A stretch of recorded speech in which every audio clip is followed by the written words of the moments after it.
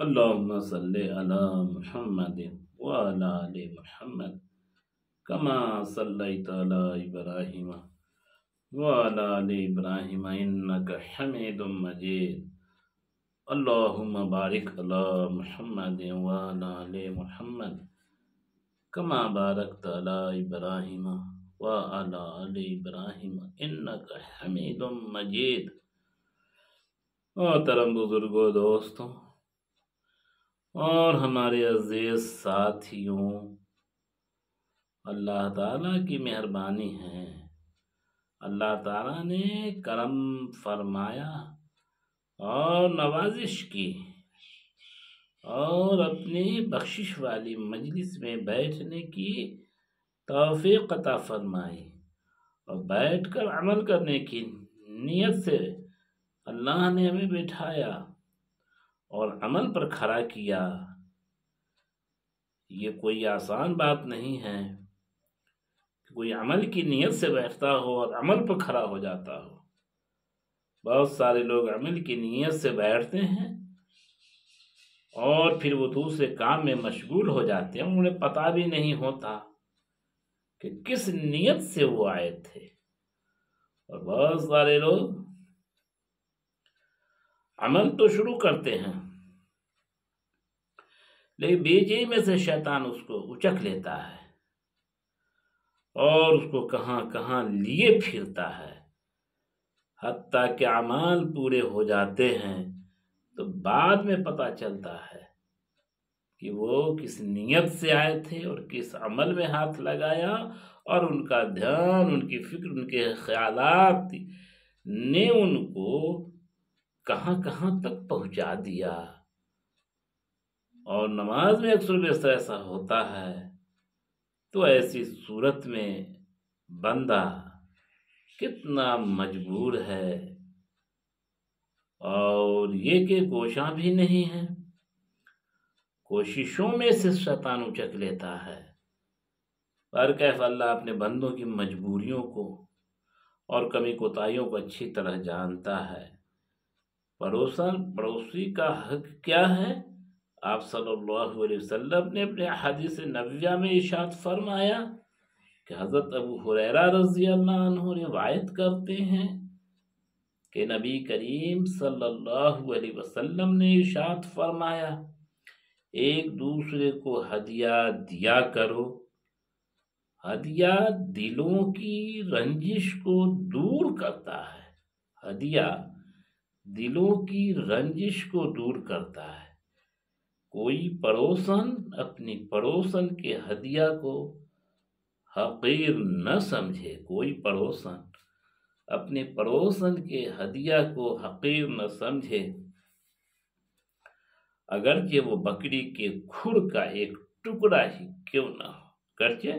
وہ بکری کے کھر کا ایک ٹکڑا ہی کیوں نہ ہو۔ اسی طرح دینے والی بھی اس ہدیہ کو کم نہ سمجھے۔ حضرت ابو ذر رضی اللہ عنہ روایت کرتے ہیں کہ رسول اللہ صلی اللہ علیہ وسلم نے ارشاد فرمایا، تم میں سے کوئی تھوڑی سی نیکی کو بھی معمولی نہ سمجھے، اگر کوئی دوسری نیکی نہ ہو سکے تو یہ بھی نیکی ہے کہ اپنے بھائی کے ساتھ خندہ پیشانی سے مل لیا کرے۔ جب تم پکانے کی غرض سے گوشت خریدو یا سالن کی ہانڈی پکاؤ تو شوربہ بڑھا دیا کرو اور اس میں سے کچھ نکال کر اپنے پڑوسی کو دے دیا کرو۔ حضرت ابو ذر رضی اللہ عنہ سے روایت کرتے ہیں کہ رسول اللہ صلی اللہ علیہ وسلم نے ارشاد فرمایا،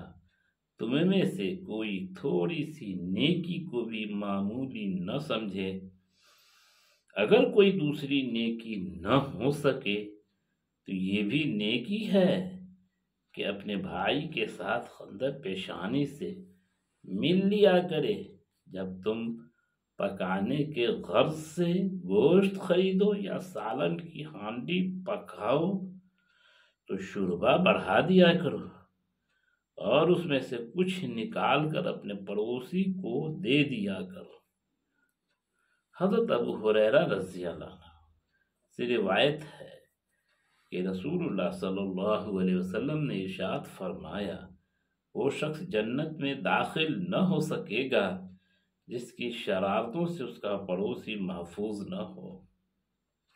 حضرت ابو ہریرہ رضی اللہ عنہ سے روایت ہے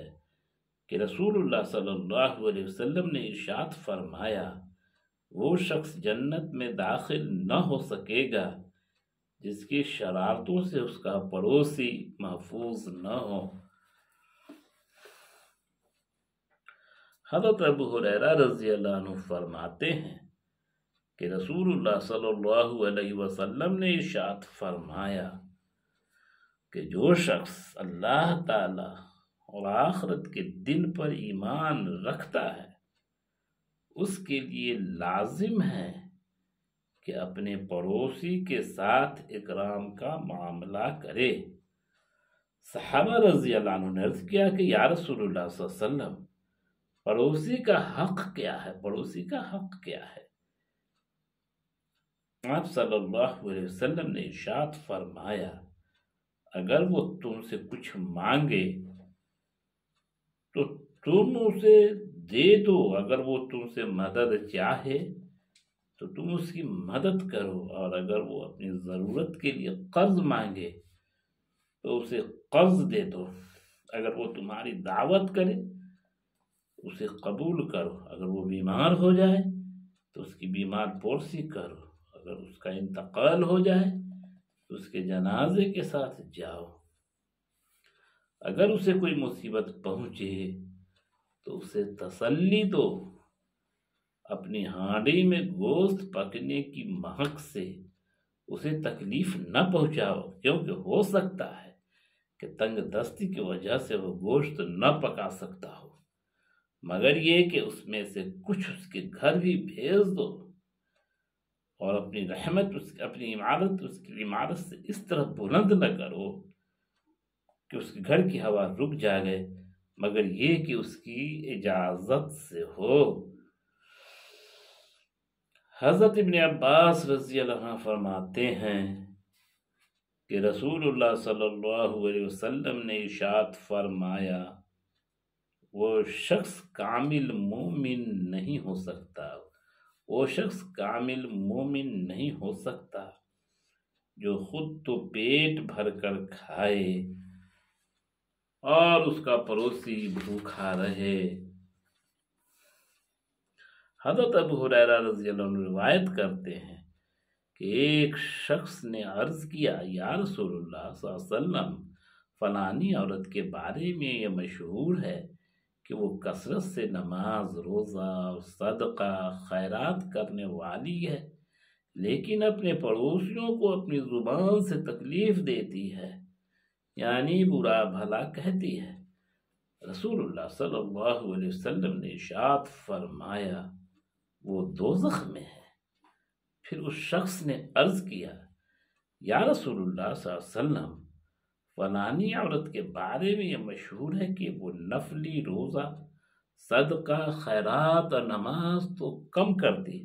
بلکہ اس کا صدقہ و خیرات تو پیر کے چند ٹکڑوں سے آگے نہیں بڑھتا، لیکن اپنے پڑوسیوں کو اپنی زبان سے کوئی تکلیف نہیں دیتی۔ رسول اللہ صلی اللہ علیہ وسلم نے ارشاد فرمایا، وہ جنت میں ہے۔ محترم بزرگوں، دوستوں، ابھی آپ نے حدیث شریف میں سنا، فلانی عورت کثرت سے نماز، روزہ، صدقہ، خیرات سب کرنے والی ہے، لیکن اپنے پڑوسیوں کو زبان سے تکلیف پہنچائی تو وہ جہنم میں دیکھی گئی، اور وہ پڑوسن جس کے اندر نہ زیادہ نفلی روزہ ہے، نہ صدقہ ہے، نہ خیرات ہے، نہ نماز ہے، چند ٹکڑوں سے زیادہ اس کا صدقہ خیرات بھی نہیں ہے، لیکن اپنے پڑوسیوں کو اپنی زبان سے کوئی تکلیف نہیں دیتی،